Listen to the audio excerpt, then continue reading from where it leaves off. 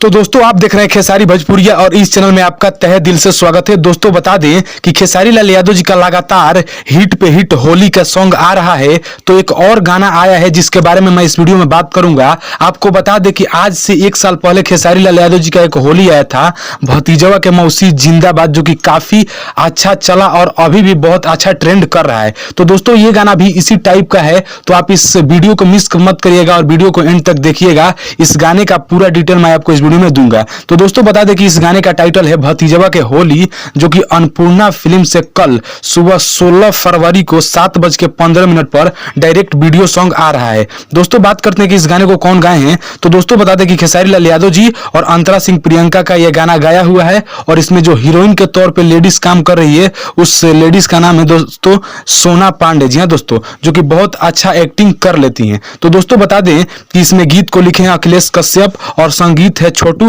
रावत जी का। तो दोस्तों जितने भी खेसारी लाल यादव जी के फैंस हैं उनसे रिक्वेस्ट है कि कल सुबह 7:15 पर अन्नपूर्णा फिल्म पर तैयार रहना है और इस गाने को भी बहुत आगे तक ले जाना है। तो दोस्तों अगर आप खेसारी लाल यादव जी के फैन हैं और खेसारी लाल यादव जी का पल पल का अपडेट आप इस चैनल पर चाहते हैं, तो दोस्तों चैनल को सब्सक्राइब करके और बेल आइकन को प्रेस करिए। तब तक मिलते हैं किसी नेक्स्ट वीडियो में नेक्स्ट अपडेट के साथ। तब तक के लिए जय हिंद।